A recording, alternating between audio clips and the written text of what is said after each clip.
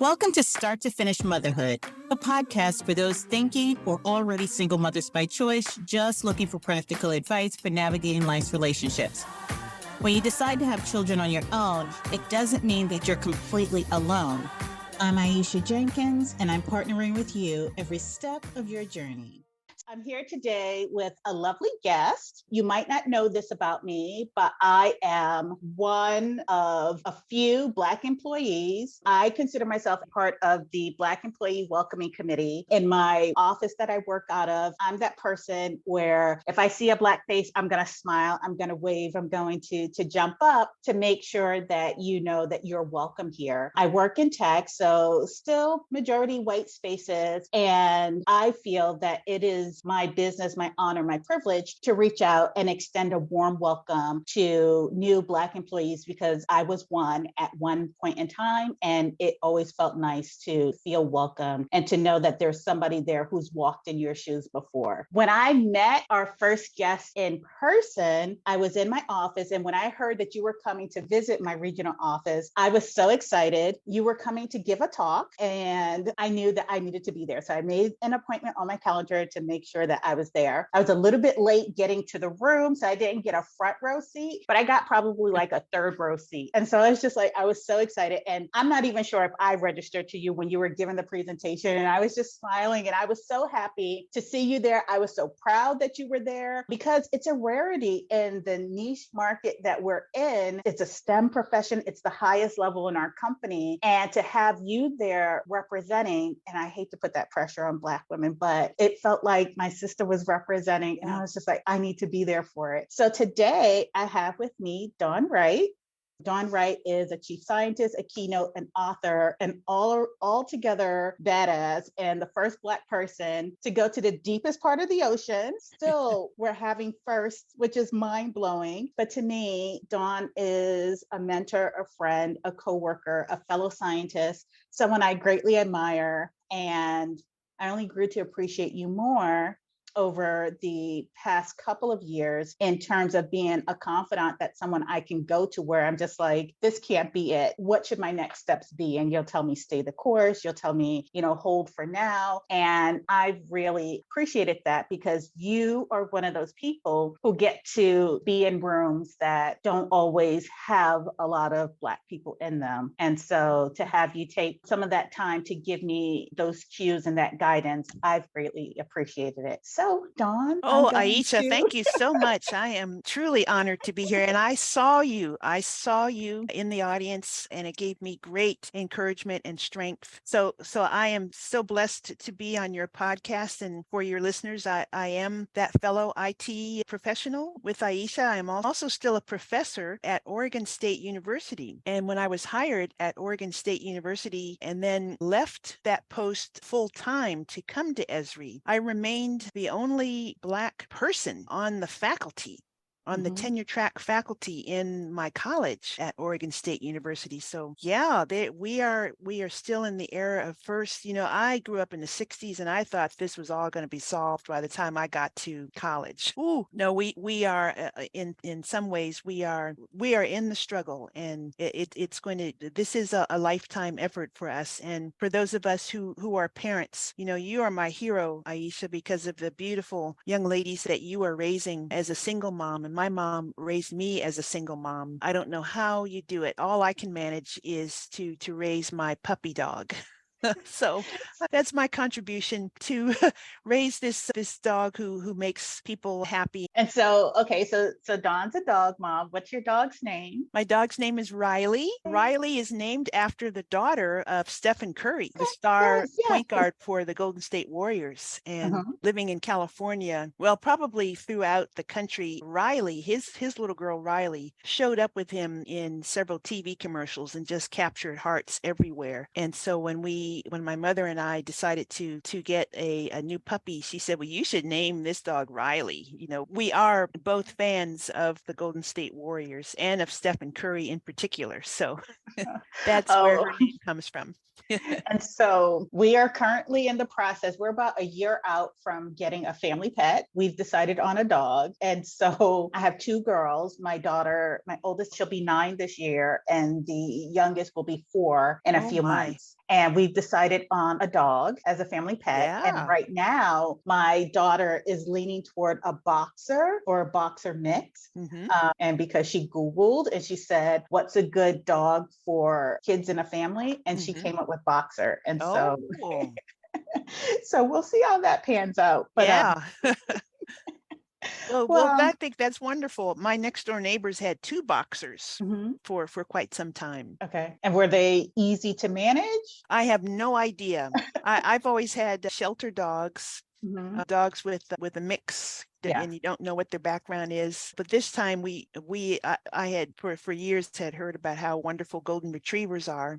I mean, all Mhm. dogs are wonderful, but Mhm. I really wanted to try the golden retriever. Mhm. And their nature is so loving, and their Riley is happy all the time. She's affectionate, Mhm. just really pleased. She's 5 years old now, and Okay. she is doing just wonderfully. Yeah. Yeah. I ended up having to tell my daughter, well, we'll see what they have, because all of my friends were like, get a rescue dog, Mhm. you won't know what you have. But Yeah. if you talk to the people there and you tell them your living situation, and like, I want a dog that's going to be good with kids. Yes. And, Yes. that's that. Yeah. And medium. My daughter Uh-huh. said, I can't get a small dog and she wants a large dog. And I said, it's going to be a medium dog. Yeah. So Maybe that's as something around far. 40 or 50 pounds, Yeah, maybe. yeah, Yeah. yeah. So so that's where we are. I will keep you posted on how the dog situation evolves. But the reason why I brought you on today was, yes, I definitely want to come back to the evolution of your career, how you got to go to the deepest part of the ocean. But I did want to talk about your mom. So this is the Mother's Day episode. And let me take a step back. To get on my parenting journey was not an easy decision for me to make, but I'm here, and I did it, and I did it intentionally as a single mother by choice. And once the children arrive, you get a second chance at one, reliving a childhood. You get a second chance at being a human being in society and how you want it to go and what legacy. So legacy is a big part of my parenting approach.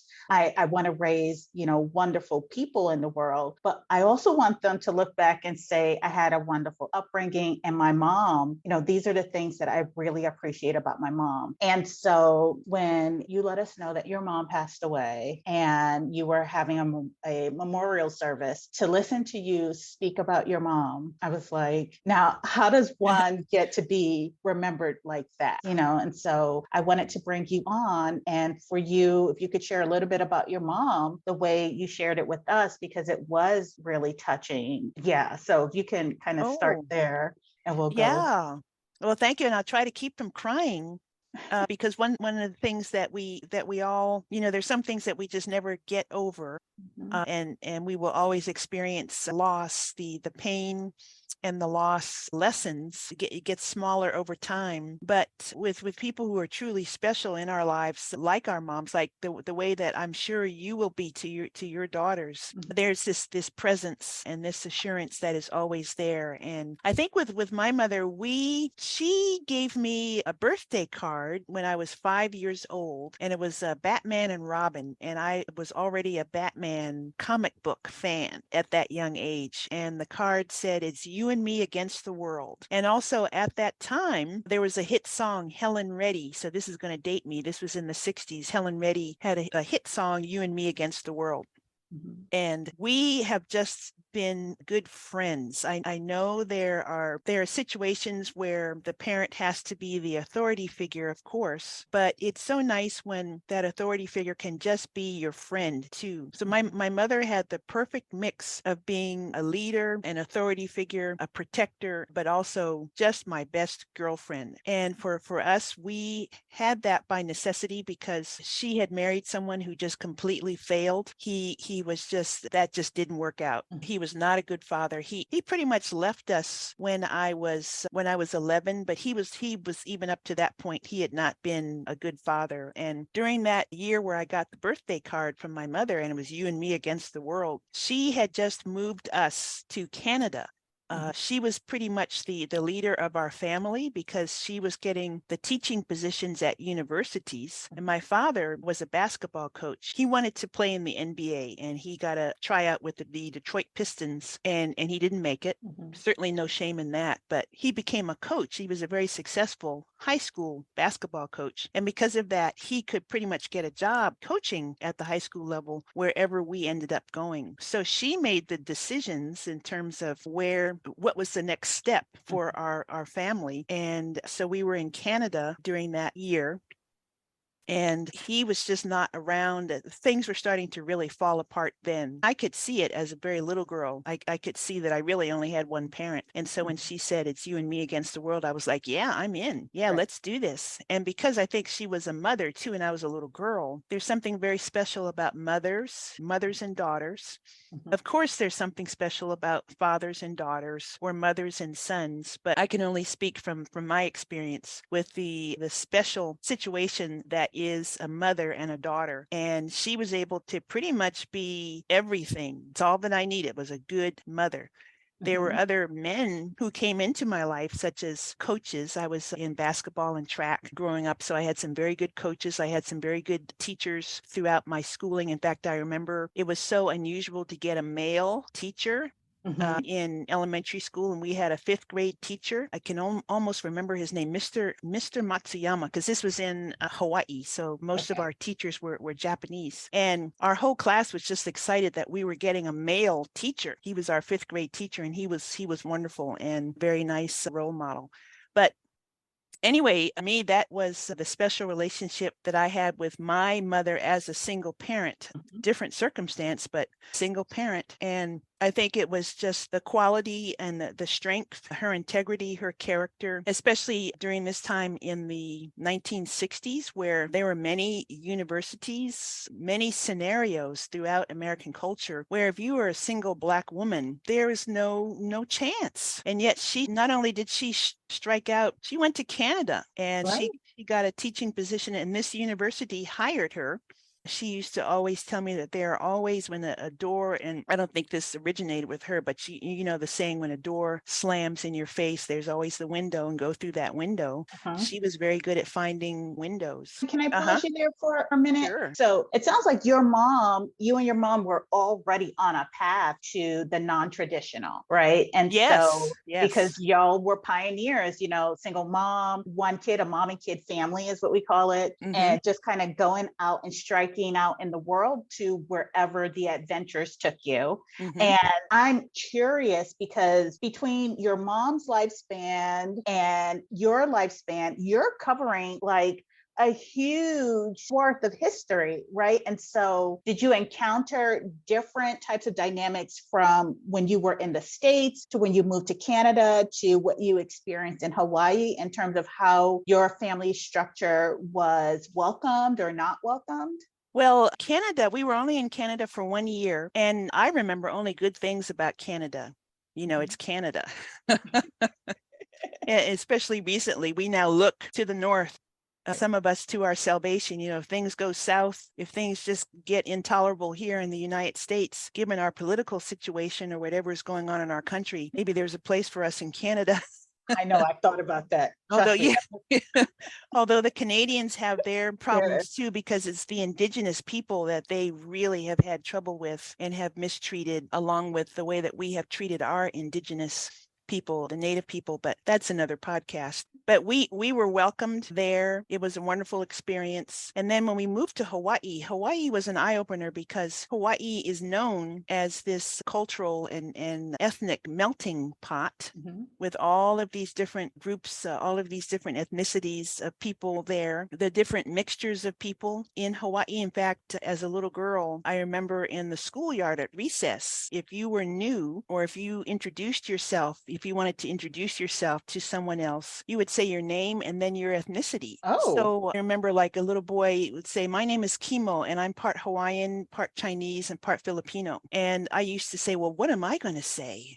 Because they don't know anything. And back then, when my mother was teaching me about Black history, she was using the term American Negro. And she used it very intentionally because of the history. We are Americans. We are not Africans, but we descend proudly from African people. We are of the Negroid race, and pronouncing, she was a speech teacher. So to use the word, it's a proud word, and speak it correctly. She did not actually like the term Black because she said, look at our skin. We have brown skin.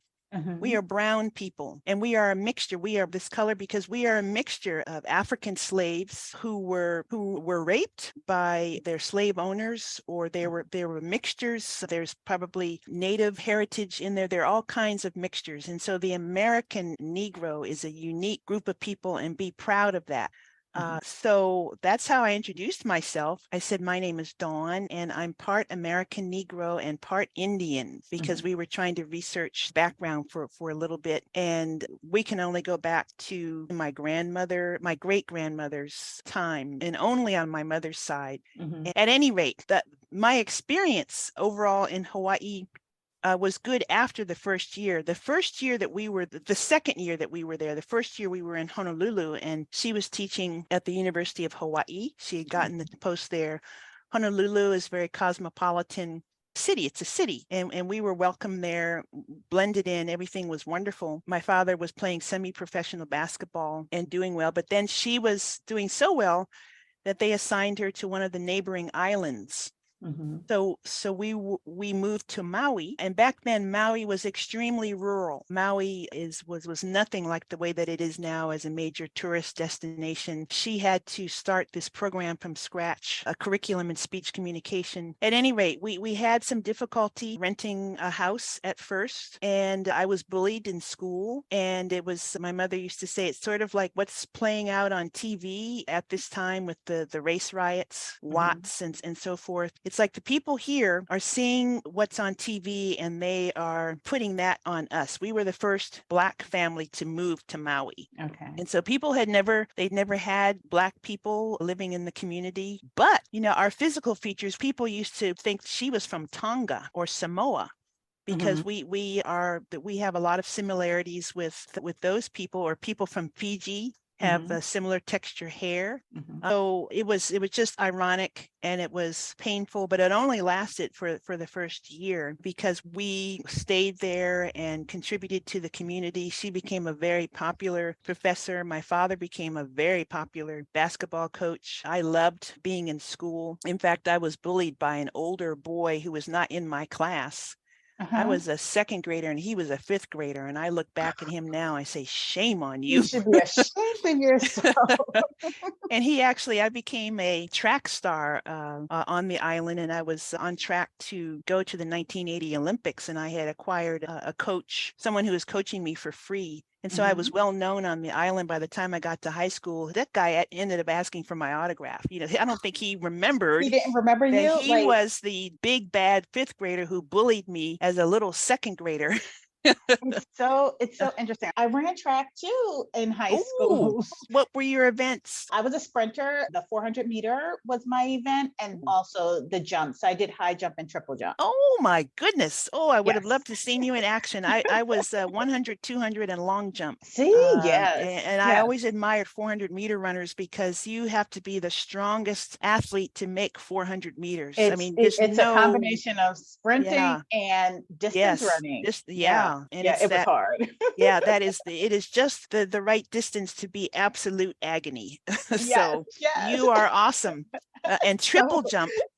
Ooh, you go, girl. Thank you. I have such fond memories of being an athlete, being on the track team. I still am in contact with many of the members of my track team. So it's a love. Yeah. Dawn, how did you develop a love of science? Like how does a mom raise a kid who loves science? And especially, you say your mom was in language and communication. How does that happen? Yes, she was a total liberal arts. Uh-huh. She was a speech major. She got a bachelor degree in speech and then went on to get a language arts master degree, but still with a speech concentration. And she did oral interpretation of literature. So she was totally on the humanities side, but always admiring science. I think science is, and the humanities, all of these areas, they can reach all of us.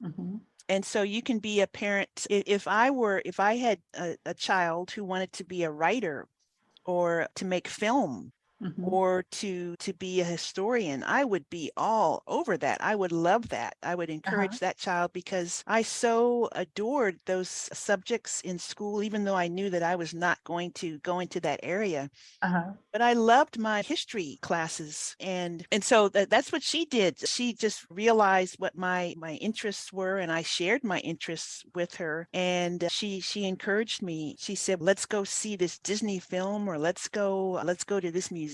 I found this article in this magazine. I want you to read, just anything like that. And the one thing though, was that as an athlete, and I was developing as a sprinter in track and a jumper, and also as a basketball player. But she said, one thing that I think would really help you is to take ballet. And my heart just sank. But I hear that. I hear that quite often. And she said that just humor me. We have this new program that's come to our island, and it's a wonderful opportunity. And just give me 1 year. Just try it for 1 year.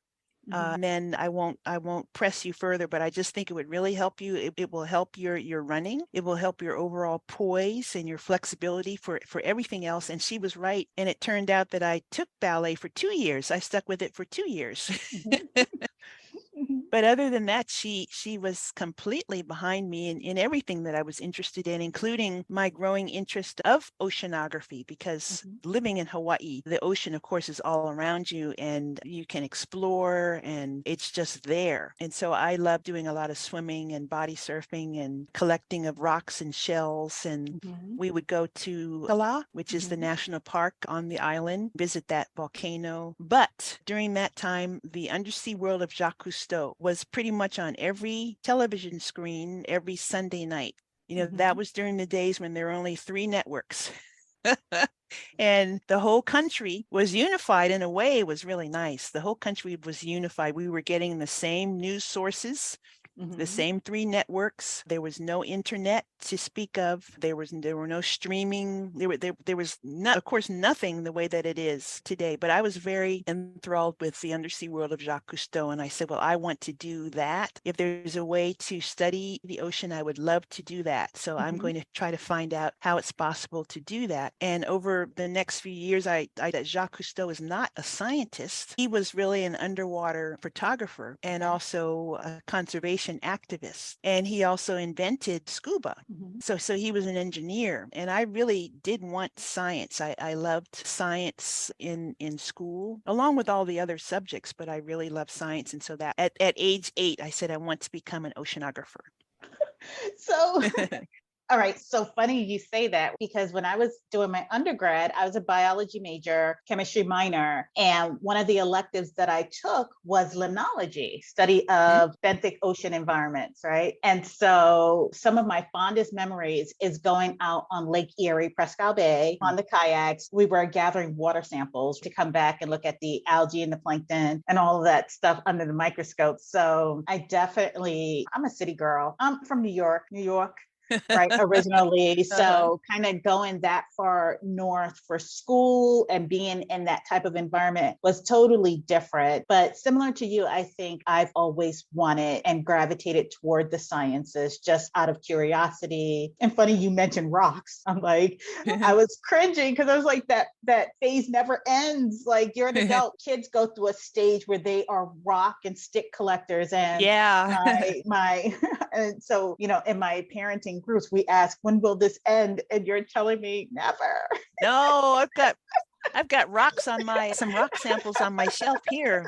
That's well, at least they start going into your pockets and not mine. Yes.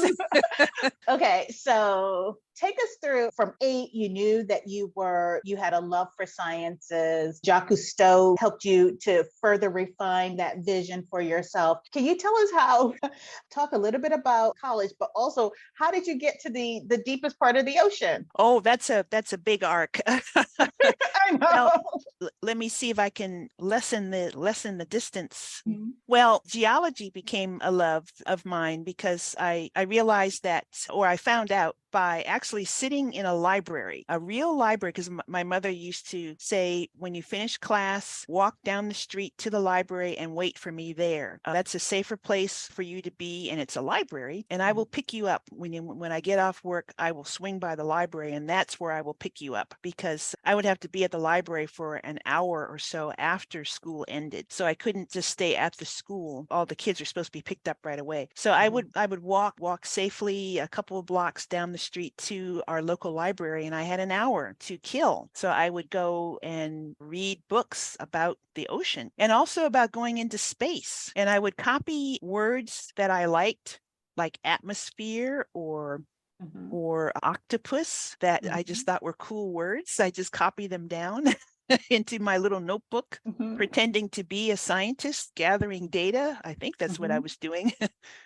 And also reading about the great universities where you could go to learn about the ocean and become an oceanographer. So that's where I discovered that you major in geology or biology or physics or chemistry. And then with that degree in one of the basic sciences, you take that knowledge and you go to graduate school, and that's where you can find the best programs in oceanography. And it's still, in a sense, there are many places now where you can get a good bachelor degree in oceanography or marine science. But for a lot of people, that's still the way to do it. Major in one of the basic sciences, including now geography, and then you go to graduate school for the hardcore oceanography training if you're going to become a professional oceanographer. So I followed that path: a geology undergrad, an oceanography mess at Texas A&M, 3 years at sea as an ocean-going science technician on a drilling vessel and getting to go all over the world. I had 10 expeditions in the Antarctic, the Indian Ocean,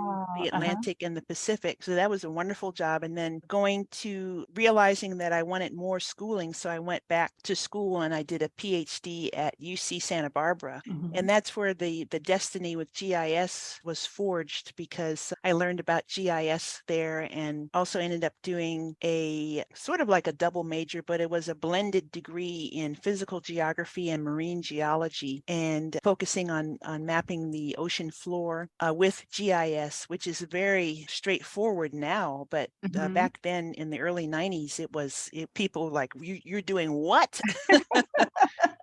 And then also linking up with some wonderful professors and lab groups in 2 departments and getting an opportunity to dive in Alban as part of that. And so that background carried me through many years at Oregon State, but also as a professor, but also teaching GIS and having my own research lab, which was named Davy Jones Locker, because it was a lab about studying the ocean floor and doing GIS on the ocean floor. And all of my machines were named after pirates. The students loved it.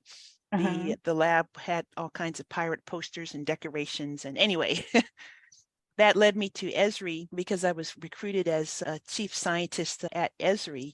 And part of that recruitment came because I used to write letters to Jack Dangerman, the CEO of Esri, telling him how much better Esri's products could be if they were more amenable toward studying the ocean, especially if they had the ability to do 3D. Never got a response back. I never, but I was always involved there was a new SIG, special interest group, that was created at the Esri user conference focused on ocean GIS, that I quickly got involved in and sent my students to the user conference, published a couple of Esri press books. I was really in the Esri family.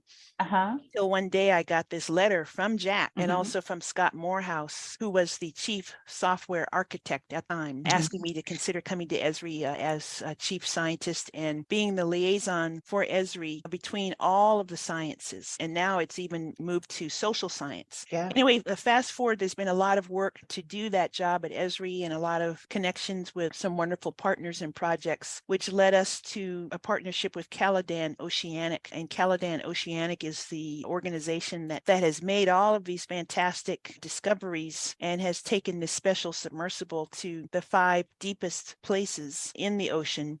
The deepest place in the Pacific, the Indian, the Arctic, the Atlantic, and the Southern Ocean. And through that partnership, that's how I was asked to participate to go to Challenger Deep last year and to use Esri technology along the way. So we have data that we're preparing for the Esri GIS Living Atlas of the World from that dive of last year. That's amazing.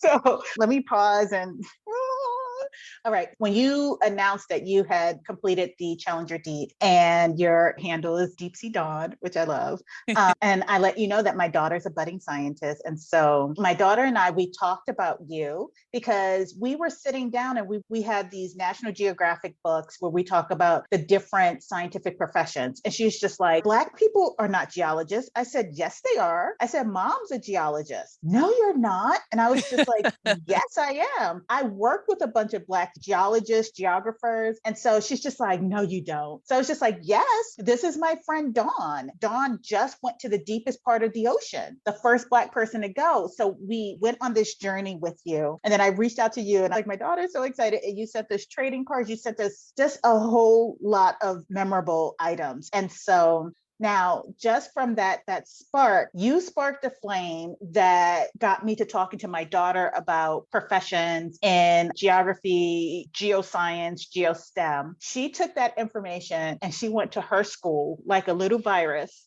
And she spread it to all her friends. Like, my mom knows the woman who went to the deepest part of the ocean.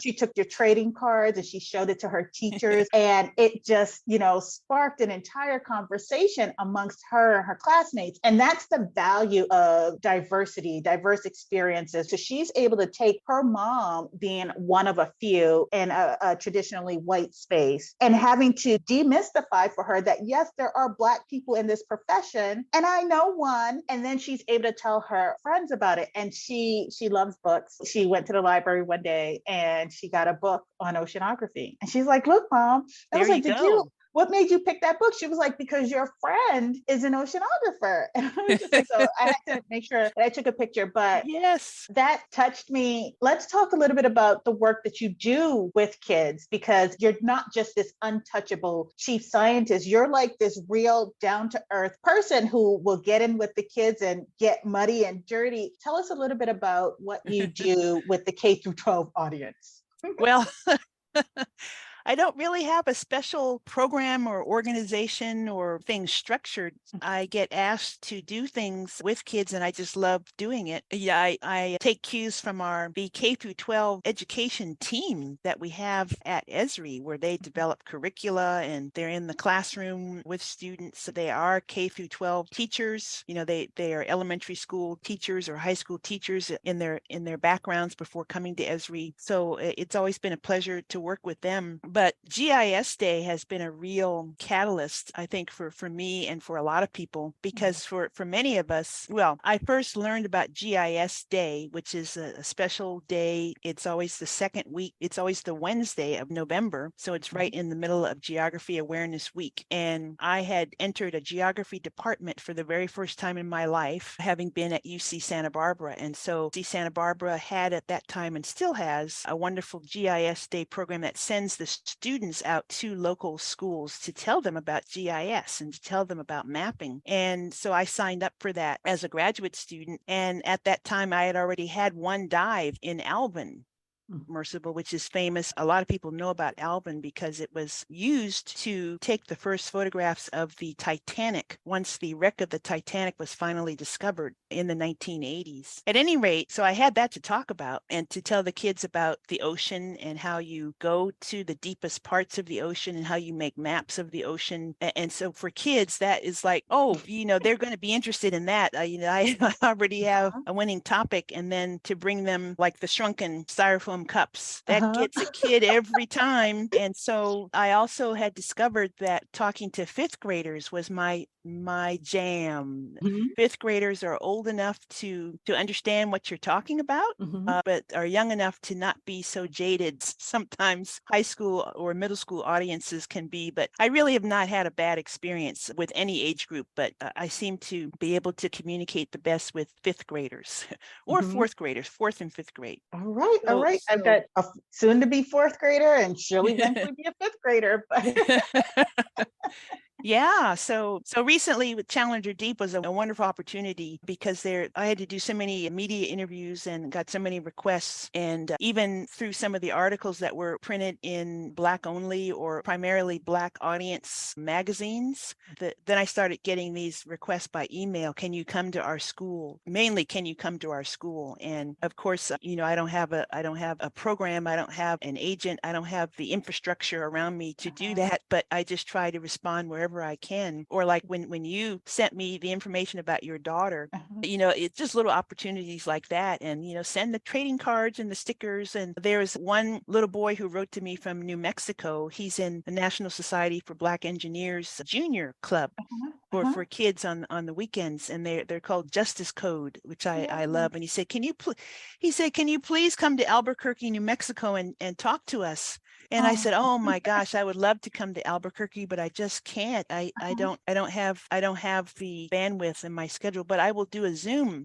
I'll do a Zoom session with you, and I'll tell you all about the dive. I'll show you the videos. We can do that as part of your Saturday club session. And then I'll also send you books and stickers and so forth. So I just use this little boy as an example because we now have sort of a relationship. He's written back to me and he's told me about going to a competition in Missouri, a science competition. He sent me a picture of all of the little children who went. They won 12 awards. Esri was there. Esri had a little career booth there, so he sent a picture, was all of them in front of the Esri booth. And, he has my email address now. I've told him he can reach out. There are a couple of little children who I have pen pal relationships with. So very sweet. Well, thank you for sharing that. It warms my heart. Last but not least, Dawn, you've been a first. I can't believe we're still in the era of having firsts for Black people, for Black women, for African Americans. What advice would you give for someone who finds themselves as a first or as an only in a space that they weren't expected to be at? How do you handle that? How do you carry that with grace and hold the door open for the next person to come? I'm trying to find the Bernice King quote, as in Martin Luther King's daughter, and I follow her on Twitter. And she said that this whole area of equity and getting our society to the place where these firsts are not firsts anymore, and that we don't have to, not that it's not great to celebrate first, like the first woman doing something or the first American doing something, or during my Challenger Deep expedition, we had the first 2 human beings go to this place in the ocean. I went to a place in the ocean. I was the 27th person to go to that place. I just happened to be the first Black person. But then we went to the Yap Trench where no one had ever been before. You talk about going to the moon. No one had ever been to this deep part of the ocean. So we sent the first humans. At some point, of course, we want to not have to catalog this anymore. But what Bernice King was saying was that we're in this for the long run. They went through the civil rights striving and unrest and all of that effort. And it was just one step. And here we are now with Black Lives Matter. I think this is a Trans Awareness Day for trans people. We have there's a long way to go. And this is something that has been hard for me to learn. I'm 62 years old now, and I think I've finally gotten it, that we have to realize that this is for the long run. You have to be in this for the long game, and you have to be willing to, in some ways, to sacrifice and to lay down your life so that others can use that life as a stepping stone, and then they will have to be in the long game. Hopefully it's not as long, but I think you have to embrace that. So, and you have to not tire. We may be constantly asked, like after the Challenger Deep thing, I was not prepared for all of the asks and all of the curiosity and all of the hate and vitriol that I got on social media from people who were, well, why is it such a big deal that a Black person went this way? Why do we have to care about that now? So I think it just takes a lot of grace and a lot of patience And there's a lot of joy that comes with it too, like these little children that I've met, or like your story with your little girl. Those things would never have been a part of my life had I not been in this situation of being first. Or any of us, those of us who are women in IT, Black women in IT. Lord have mercy, Unicorns. as my grandmother used to say. This is really the long haul. Well, Dawn, thank you so much for joining me. Where can my listeners find out more about the Challenger Deep? I know they can follow Deep Sea Dawn hashtag. Where can they find out more about your journey to the deepest part of the ocean? Well, I would say for an easy address, there is esriurl.com/challenge accepted. So that's all one string of characters. And that is the story map of your deep dive. It tells you from beginning to end what happened. But at the bottom of that story map are all of these other resources, such as the hub. There's an ArcGIS hub with even more resources. And so you can, if you go to the story map, you can get access to just about everything else. Okay. And just one last point. I'm sorry that you had to experience the vitriol. And I think the sooner we learn as a country that Black history is everyone's history, and we stop cheating our children and keeping them from that history, I think the better off we'll be as a country, because it does matter. We shouldn't still be having first, but the fact that we do says something about who we are as a country. So well said. Thank you. So thank you, Dawn. Thank you for coming on and taking the time. Thank you for sharing about your mom and your career journey. Thank you for being my friend and mentor. Thank you so much.